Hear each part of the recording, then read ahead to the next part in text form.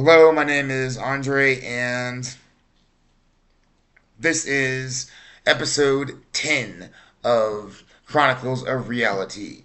And in the series, I am covering my experience with schizophrenia and and sort of other things that I went through and what that led to within my life. One example right now is that I'm having what we'll say is my second schizophrenic break after a time period of not feeling full blown hallucinations, and uh, certain now I feel certain sensations of things interacting with my body. Picture like these tapeworm like entities, and along with some other ones that have sort of different mouths and different shapes, but they all have their different functions. But the problem is in this case that the frequencies that this particular individual or entity is using are ones that are affecting my mind in a way that was not before. So now, I feel sensations on me. So, for instance, I may feel like a brush, like this, in certain areas, but on a on a smaller level, maybe on my temple. So, like right now, there's something right here, interacting uh, with my with my body. Yeah, there it is, right there. So yeah, uh, and every time I feel it interact with my temple, which has a specific, almost like a node, that and there's one there. There's one on the other side, and there's multiple ones that are all throughout my scalp, and they interact with these different areas, uh, and and these areas they can do this on the regular skin, which I will feel, but then they will do this on other areas that are more sensitive to their movements and their frequencies. So I could literally have a moment where maybe I'm talking and I'll freeze up. If you are able to recall, I have done this ever so slightly in some of the other episodes.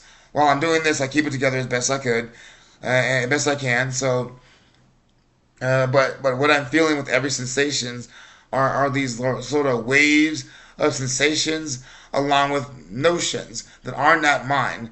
That in a moment where I should maybe be feeling rage or just feeling a self preservation, instead of having that be fuel for me, those are being suppressed and everything. And along with that, along with that, my notion of what's happening is being changed. So if I were to of let's say, if I were to think of one of my characters named Killian, and Killian, if I were to think of Killian and see him and something that he did or I had him do, I have an emotion. I have a emotion, a feeling, a notion connected to that, and maybe even like a root feeling that whole creation was based off of. But what this entity is able to do now is influence my feelings on the emotions, either mask them or try and change them. Right now, they're trying to mask them, and no, that's wrong. That's wrong. That was a little earlier. Right now, they're trying to change how I feel with everything. So I try and think of something important, and I try and change my urgency and my notion of the importance of what that is. And they affect me on different areas and different planes, like I've told you before, to the point where I then am not able to focus on that. And even if I am, there's something now happening that they're able to shift my focus and block my focus. So now I can't see the outside of my body like I usually am able to, and was before. And I can't use rage or self preservation to do that, to get past this now. So now I have to. So now I'm sort of in a position where I need to fight I need to find a way to fight something that's able to change these emotions, block my mentalities, and keep me in this sort of mentality that is not me and changes my outlook on a lot of different things. And along with it, I do have a particular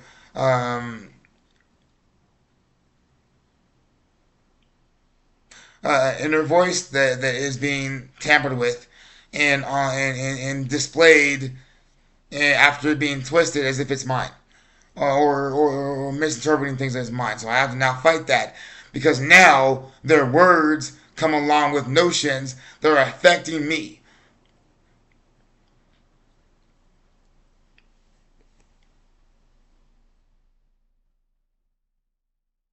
So if I were to think of a family member, such, a family member, such as a cousin, I then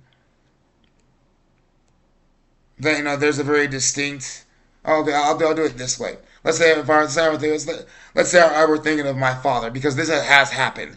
I was thinking of my father in the notion, and I think of my father very highly. My father is a very successful man. He's done quite a bit, and I've learned so much from him over the years. And so I hold my father in high regard. And so when someone tries to come to you and try and change your feeling on what your father means to you, not just change it, but twist it into something wicked that never would exist to anybody. It's it would be twisted to only to someone who maybe did not grow up with a father and don't truly know what that is like and what that means to someone who has that experience and has had a good father in their lives. So it makes me feel like whatever entity that I'm interacting with has no notion of what father son or child parent relationship would be, or anything like that, or a familiar relationship would be. And it's just well, I guess it depends on this entity or another, because there's others that don't mess with family that much, but this one at least messes with thoughts of my family. So um, that I know are never are not true and not factual. So that's the thing. That's the thing. That's sort of what I'm dealing with. It's sort of hard to explain a bit further than that without getting too far into detail. Uh, but yes, that's sort of what I'm going through right now, and just wanted to sort of cover that. Uh, I suppose the next thing I have to cover would be time in Castle Castle Rock, Colorado. So there was one day I went on a nice long drive on the weekend, and I ended up in Castle Rock, Colorado. Now, which usually wouldn't be a problem, but at one point, my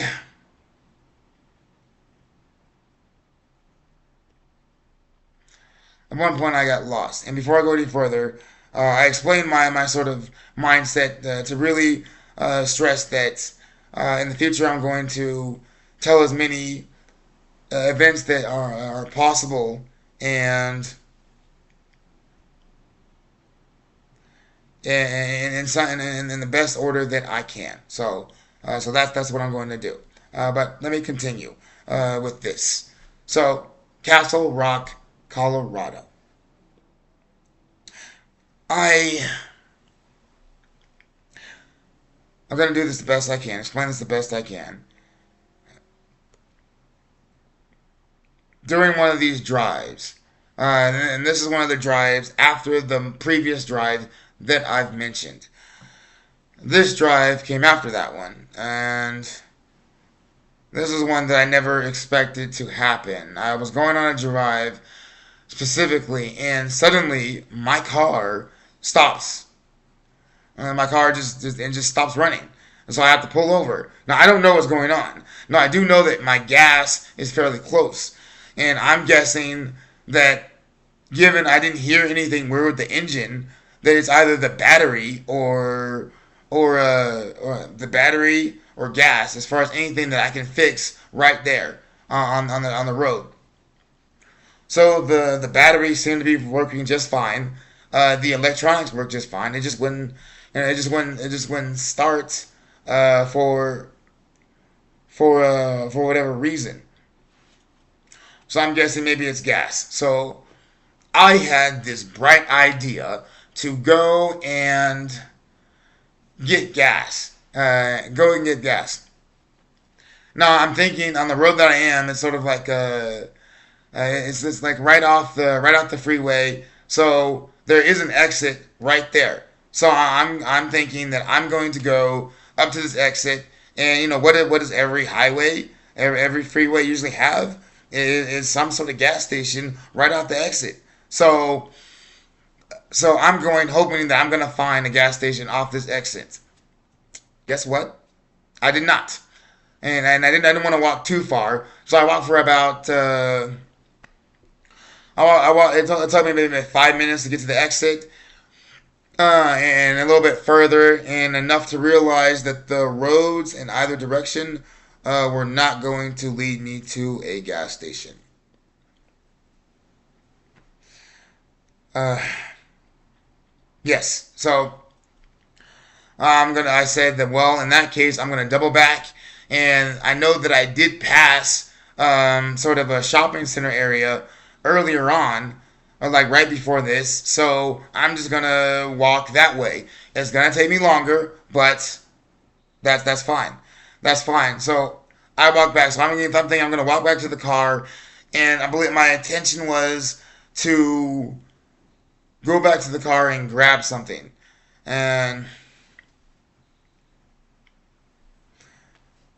so I walk back down the road, keep walking, look around, don't see my car. Keep walking. Car still isn't there, and I've worried over the years about just my sense of direction, because in my past, in my younger years, in college years, I did not have the best sense of direction. In my defense, I was in a new city, but still, compared to the cousin that I lived with at the time, my sense of direction or my sense of just mapping out an area was not that good at the time. It is better now because of this particular experience. So at this time, I was already sort of worried about that sort of thing, but it got worse after this. So I look for my car. I'm looking and looking, and I'm thinking like, am I? And so because of this sort of history, I'm thinking that maybe I mistook the road. Maybe I made a wrong turn or something like that, but I shouldn't have. Or maybe the car was further down and I just don't remember. Plus at the time it is dark. It is dark now. So that leaves me to now walk around to search for my car, and eventually I I lost my phone, or lost my phones. And let me explain. I had the regular phone, and then I had an older phone that had an earlier version of my now published book, Legend Breakers. So at that time, I was working. I was working the two jobs and writing as much as possible. I had purposely set out to do so at this time. And a part of that personal agreement or personal promise was not to associate myself with certain people as well as even friends, because for different reasons, I felt like it was best for me to separate from them and strictly work on myself. So I had hunkered down and done so and was doing so for a few months before my schizophrenic break happened. So you can imagine my mentality when it comes to everything that's happening now that is preventing me from some degree at this time from writing. But at the time, I was still trying to write as much as possible. So still trying to write to as much as possible, which but was not that much at all compared to what I was doing in the first place. So so I looked for my car, and I looked and I looked and I looked. I kept walking, went up and down roads that I was positive that I was not there before, and then did not find. Somehow I lost my phone, my both of the phones. I found one of those phones, but it was the phone that I wrote on, so I couldn't, which was not active. It was just something that I was writing on, and then was able to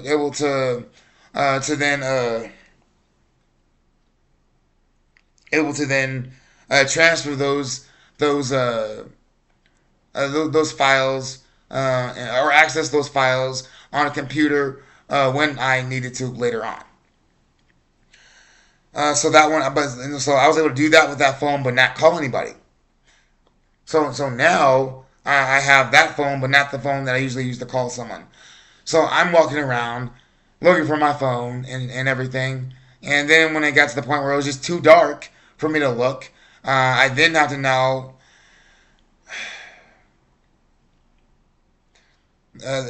now find some way to find help.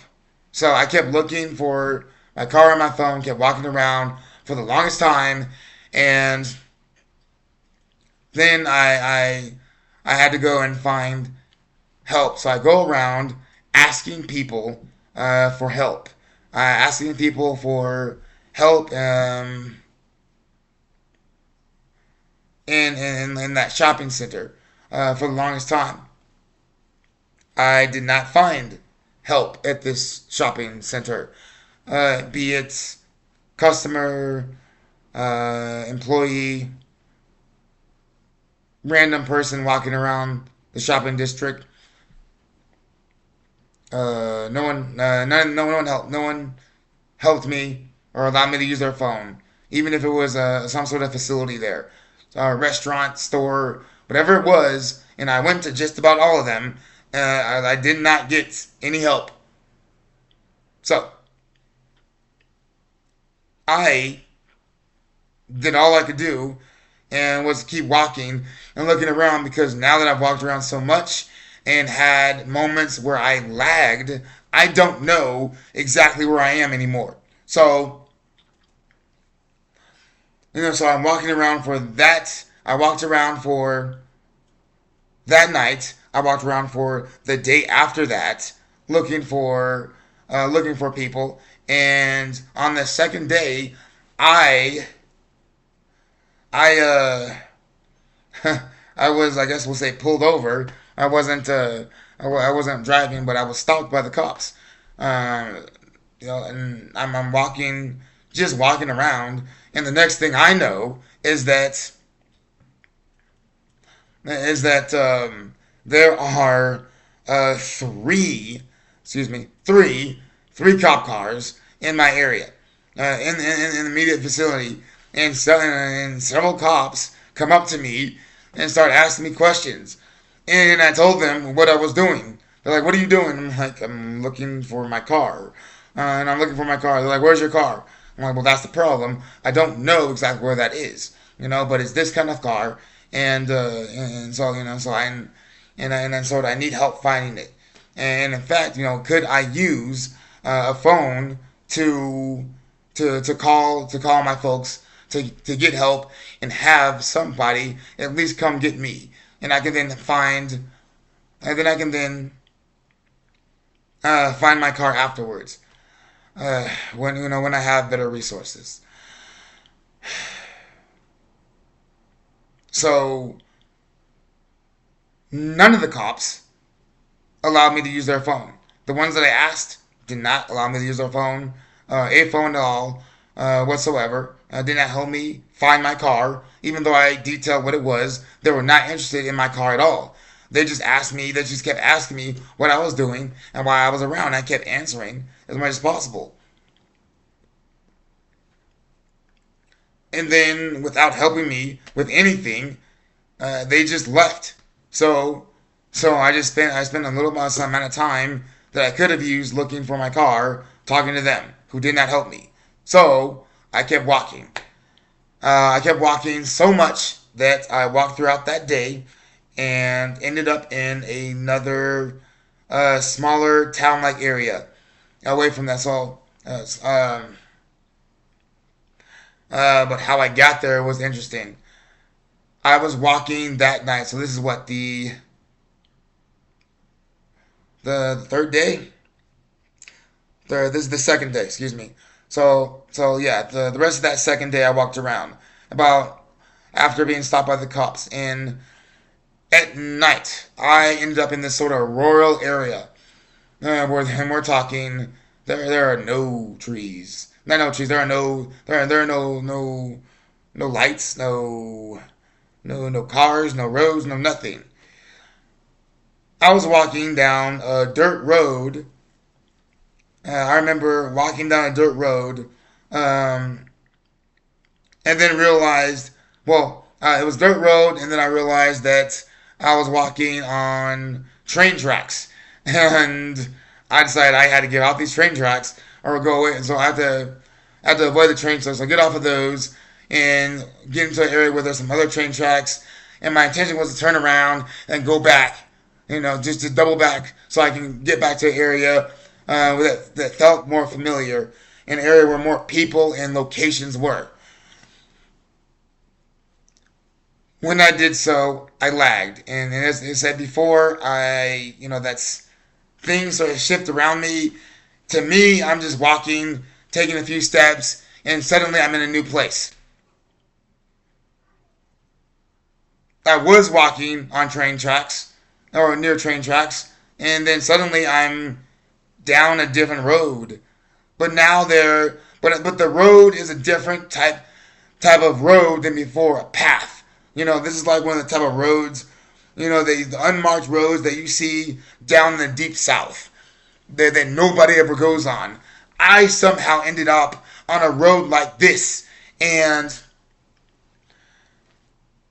during that time period, while everything is happening, because I'm still having full blown hallucinations of all the senses and everything that I've told you thus far as this is happening.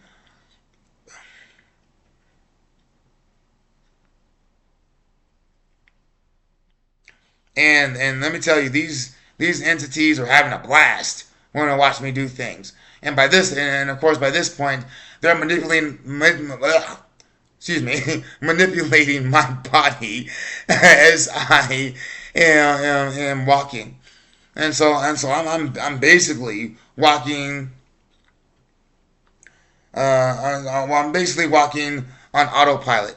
And I see as I'm walking something that till this day both gave me a sense of hope, longingness, and and un, unbearable rage. Anger. What was it? Anger that led to rage. Here's why. While I'm walking down this road, and I don't know where I am, I remember that I'm hearing the voices talk to me. And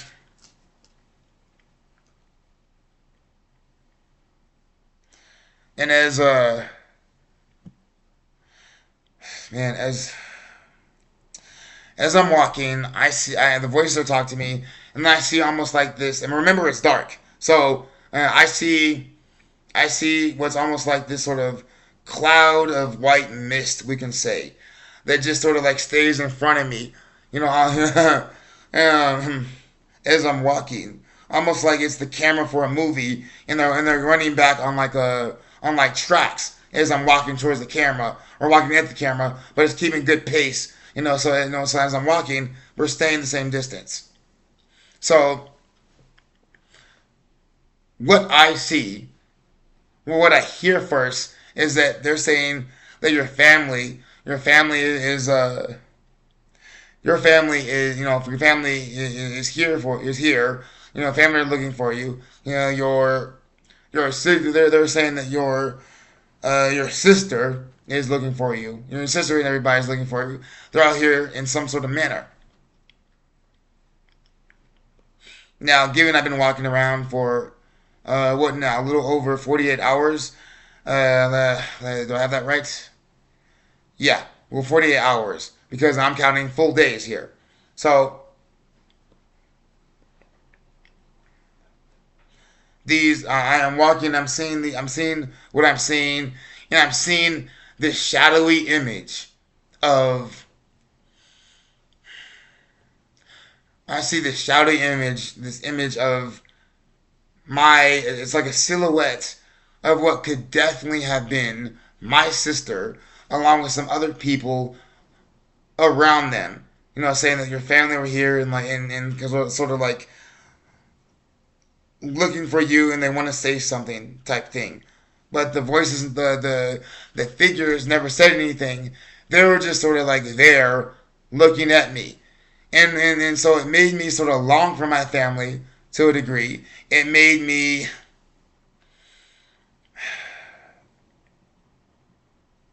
it made me it made me sort of hopeful that that maybe if this wasn't just a regular hallucination or anything like that, which I still wasn't really considering it as at the time, then that means that it's either my family or it's the entities. So the part that enraged me was the entity side. Because these are entities that are threatening, most of them, especially Kaido, were threatening my life, like quite a bit.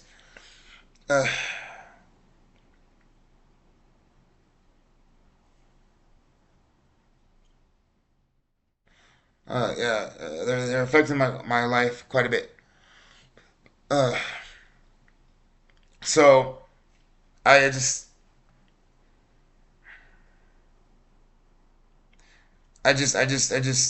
could not accept. It did not sit well that these people are now in another way trying to use my family against me. Like you understand where I'm coming from? Like this is something that I just could not go roll with. So I talked to them. It was actually a very emotional moment for me, and then they went away. And after they went away, the voices kept talking to me, and I end up in this area. Now, in this area, it's not really clearing. It's just that I sort of stopped in the road.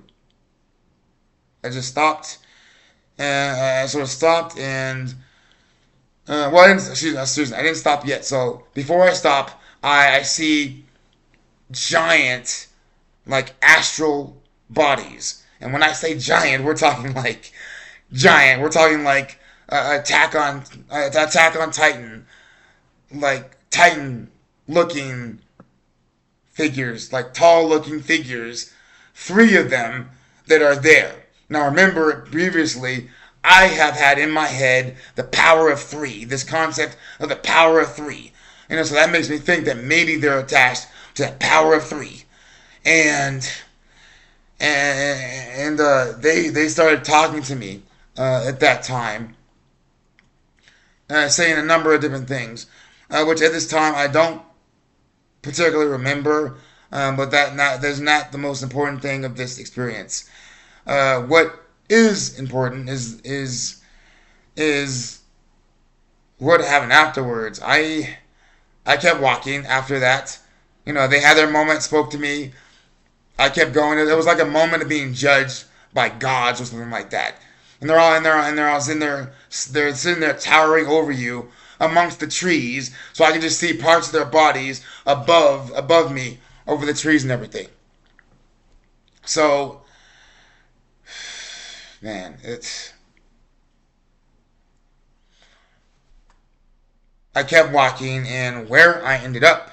I kept was this area that again reminded me of the South. Just out of nowhere, there's just a random house in the woods there, which I did not go to. Yeah, I did not go to those houses for help in the middle of the night. So because there was one there, and then I walked a little further, and then there was another one. Now in this area, I got lost. I got lost because there were a few different turns to take. Now I can hear the highway. I just need to find a way to get there. I did not know how to get there because I don't even know how I got there in that area in the first place. So I have to now find the highway strictly by ear. And if I had to, I was just gonna keep walking in direction of a highway. If I had to climb a hill, I was gonna climb a hill. And if I had to jump some fences or something like that, I was gonna do so if I needed to do so. No, if I had to no, if I had to climb up to the highway and cross the highway itself, or walk down the highway into another area where I could find people, I was gonna do so. So I walked past these. So what had happened is that I got lost, and at one point it was dark, 100% dark. I couldn't see anything. I'm just going by my senses. Remember, I told you that I had almost like this field around me, and I was able to see my body from the outside. That saved me because I was able to sense things around me to a great degree. So when I was walking, and something told me. I don't know if it was God. I don't know if it was an angel. Whatever it was, I don't know if it was just instincts. Something told me not to take the next step. So I stopped like a movie. I stopped my foot mid-step and then took my foot back and just stood there for a little while and took in my surroundings because what I instantly felt was emptiness. No trees around me, no nothing. However, no ground as well is what I was sensing. It was like I was floating in space. So I stood there until my eyes got used to the dark, and what I found was I was standing at the edge of a ravine. A dark, deep ravine that I could not even see the bottom of. I don't know if that was just due to the darkness, but I couldn't see anything at all. And so I realized that for one, if I was on the edge. I was on the edge of a ravine. And when I say this, picture Pride Rock from Lion King. You know how that Pride Rock goes out into the edge, just reaches out. It comes to like a point. That's what I was standing on. And to my left, to my right, and in front of me is just emptiness. If I had been walking anywhere to the left or to the right by any sort of steps, I would have fell in to that ravine. If I had taken another step, I would have fell in to that ravine, and I would have had no one, not one person, to help me, to save me, or anything at all. So I have to say that has to be God or someone to looking after me. So after that, I doubled back and got lost a little bit more. and eventually ended up in another area. Uh,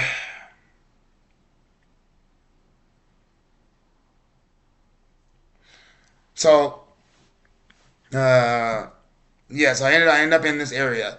What I failed to mention earlier was the that I sort of crossed like two sort of smaller towns or smaller areas before the rural area, and then I made it to this third area, where people are, and that was wonderful. I made it to this third area, which is all right, and there, just like the other two places, I asked everybody I could for help. I asked everybody I could to use their phone, and again, not one person helped me. So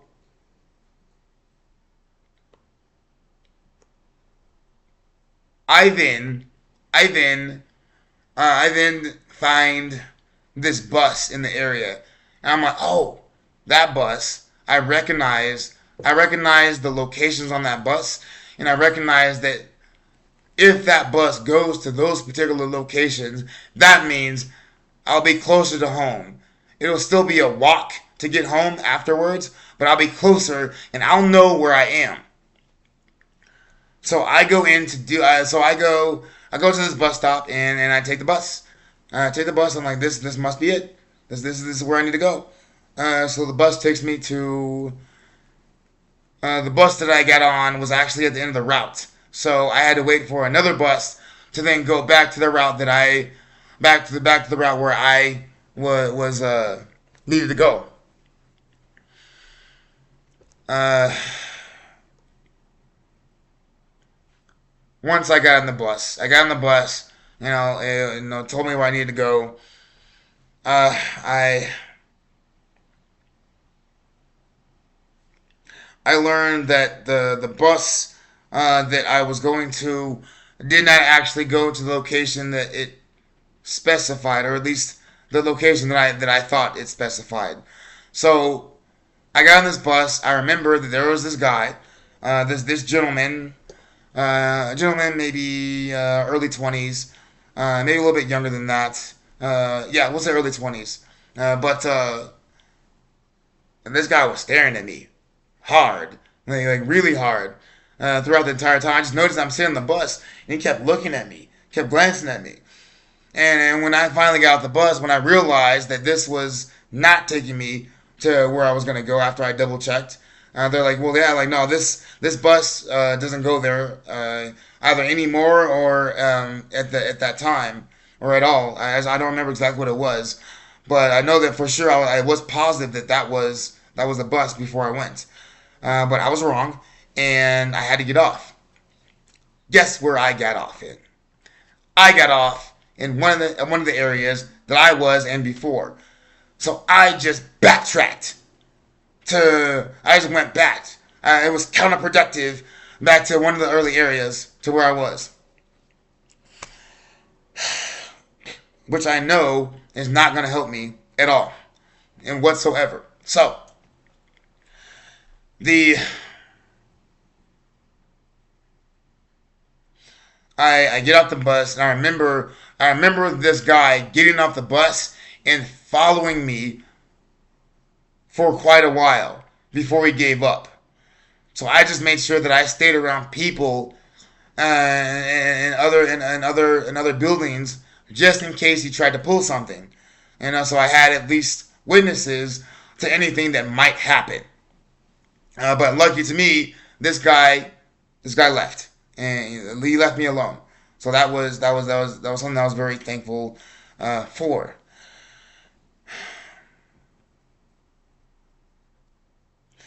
I spent I had a moment where I was just lost and sort of finding a way. And at one point, I found myself stopping, and again, like I mentioned in the previous episode, whistling.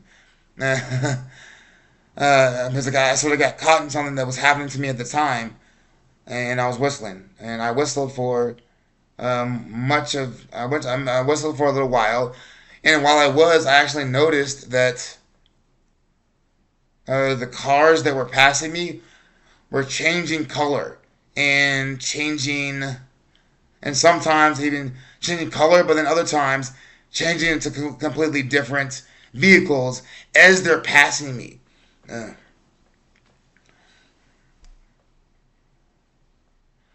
so it was interesting, but yeah, that was sort of maybe not slightly maybe manic. I don't know. I won't say manic, but no, I was just lost and sort of thinking things through as to how I might get there and sort of taking a break because I had talked to so many people. Yeah, it was just yeah, yeah.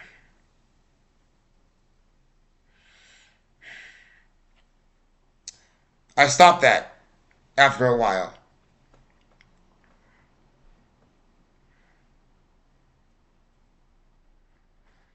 So yeah, and yeah, I whistled, stopped, and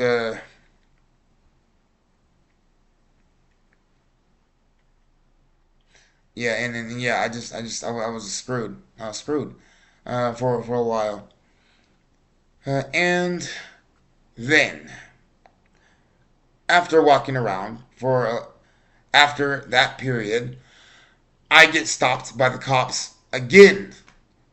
So now this is like the fourth day that I've gone through this, and the third that was the third fourth day that I've gone through this.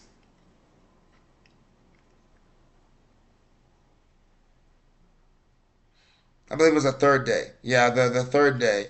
It was like I want to say the third or fourth day that I had gone through this because I believe that afterwards I walked around for uh, I walked around for like another night and part of another day. So I was gone. I was out in Castle Rock, out looking around and looking for help and being wandering for 4 days total. Um, so on this particular day, the cops stopped me. They stopped me again, and again they did not help me. They ignored what I said. They're actually they ignored what I said, and I just believe that they just weren't the maybe just the best individuals for me to seek help from. Because they asked me what I was doing, and they said that no, they asked what I was doing. I told them what I told the cops before. I'm looking for my car. Where's your car? I have no idea. That is the problem. And at this point, I really just need a phone to call my family. So just so they know, just so I can somehow have somebody come get me and eventually maybe find my car. But at this point, I'm more worried about getting home, and yeah, I'm more worried. Oh, I guess sort of worried about both. But yeah, but getting home was becoming a stronger and stronger notion as the days passed. The cops stopped me. They they brought me to they asked me what I was doing, and when I told them, they shrugged it off. When I asked to use their phone, one particular cop, whose name I wish I remembered, uh, said that I said I need to call my mother, and he says, "Sure, we'll call him." And I said, "No, I'm not." I said, "My mother." And he said, "Yeah, we'll call him." And I said, "My mother is her." And they'll say, and the third time, they'll say, "Yes, we'll call him." When we get a chance. Now I don't know what that was supposed to be. I don't know if that was supposed to entice me somehow, or just be a source of blatant disrespect. But I tried it. I didn't want to cause any trouble. So even though that is my mother we're speaking of here, I I I decided to focus more on getting home. So I need to get home, and they're saying, "Well, what are you doing exactly?" They asked me several times, and I told them again. And what they were after is what they told me next. They told me that somebody had told them or reported to them that I was stealing a car. Funny enough, whatever someone thought that I was doing something in relation to a car when I'm looking for a car. So I'm guessing that in to them they don't they don't believe me, or that they think that both are true and that I am looking for my car and I was going to steal a car to get home. I don't I'm not. I'm nowhere near a criminal, and I can't even tell you the first thing about stealing a car. So, so that's something that I would never do, and that's far out, far away from anything that I would want to do, even in that situation. So, so they arrest me, and they arrest me and take me to their police department. What's funny enough, I had passed earlier and didn't even know. so, so they took me up to this area, and I was taken to the building, and they brought me in. Uh, uh, if I remember right, they I want to say that they processed me, and then they had me wait for a while. If I remember, I want to say process. I know I went through uh,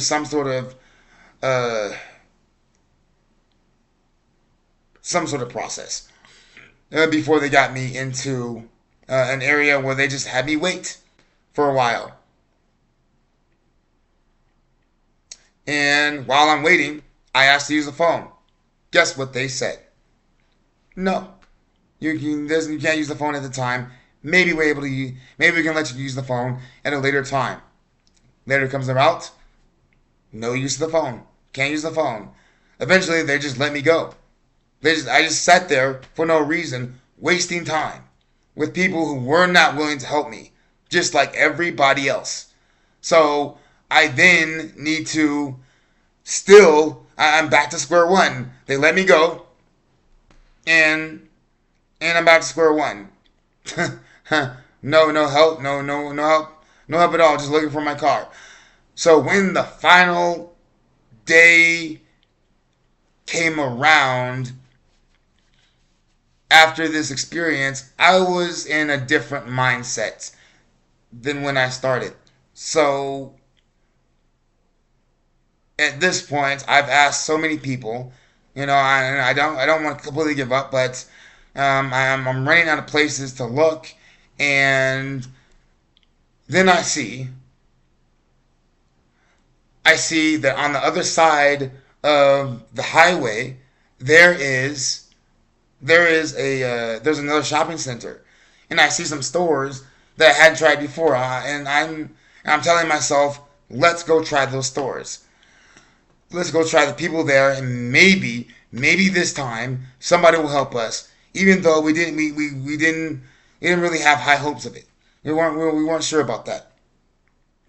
Uh,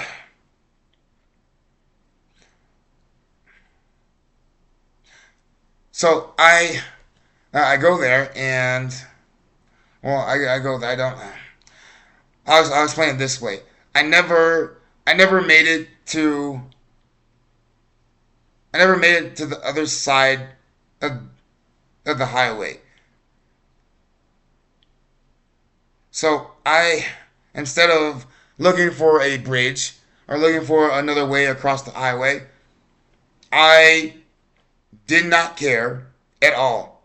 I had zero care at all, and I decided to just walk across the highway. And this is with cars coming down.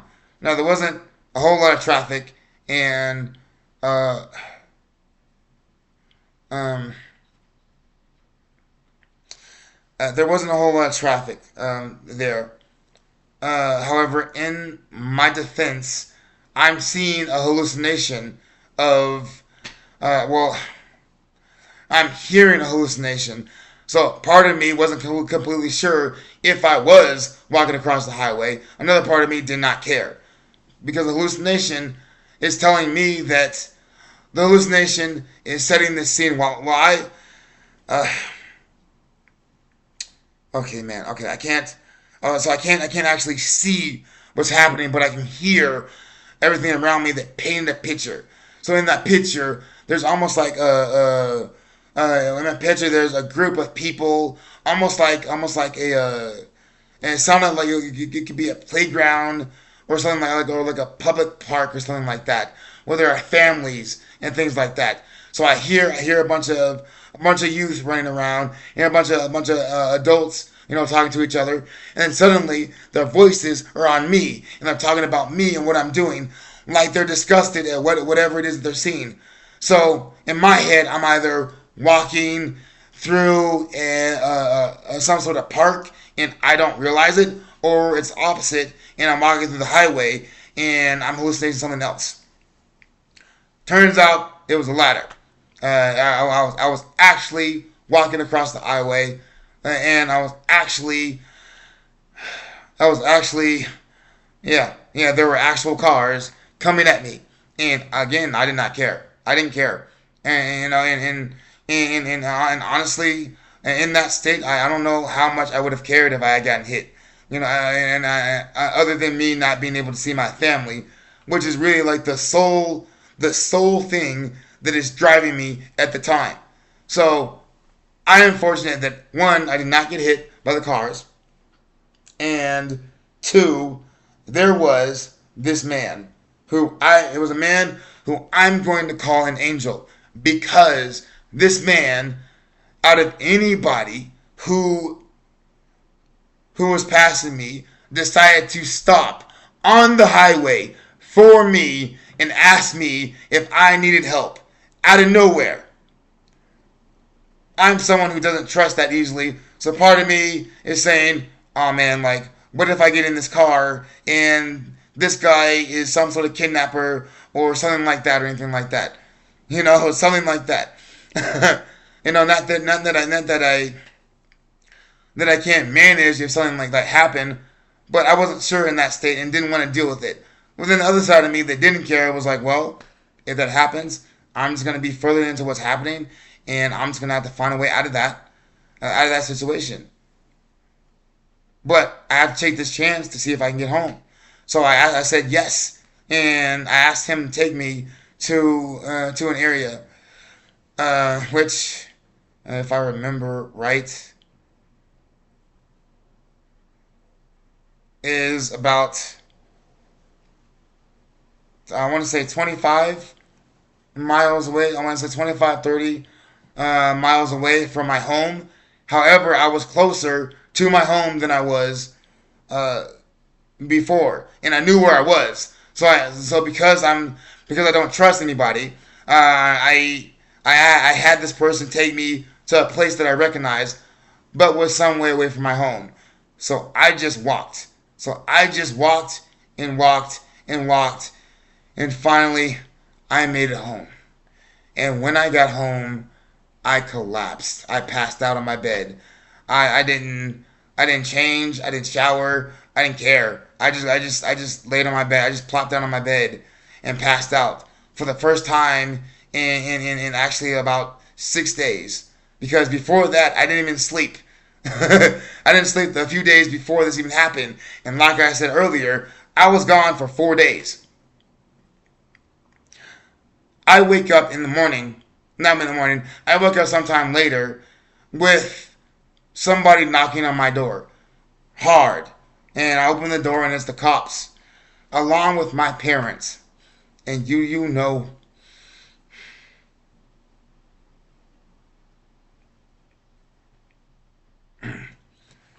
um, I, do you know what? I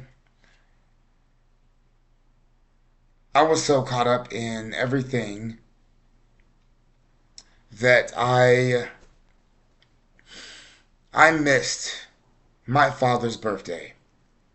This is how much this affected me at the time. How much this experience was affecting my reality, and how much that one moment of me misplacing my car somehow and getting lost, that I was beating myself up about. Like this is what this led to. This is what happened.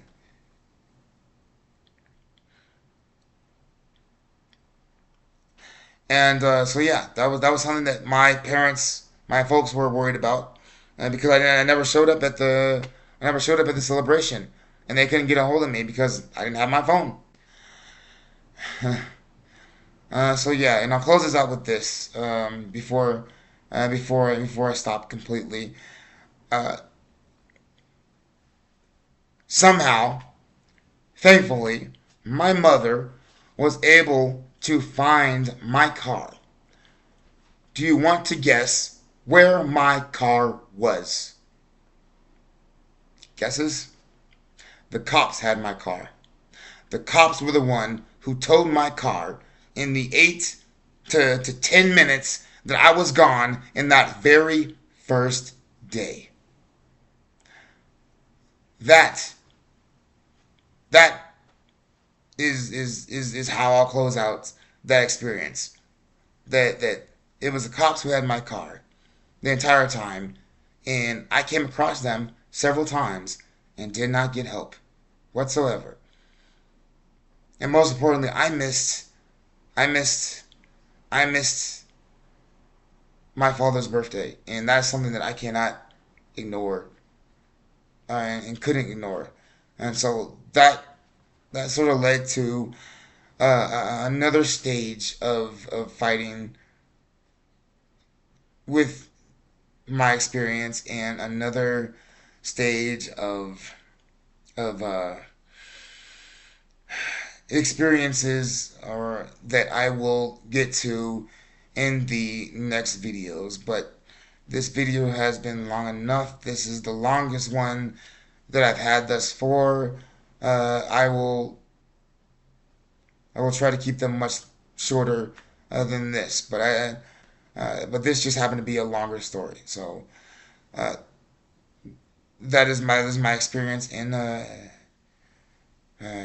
Castle Rock, Colorado, which I ended up, which funny enough, I ended up working in sometimes later, and we'll get to my experience at that job involving my time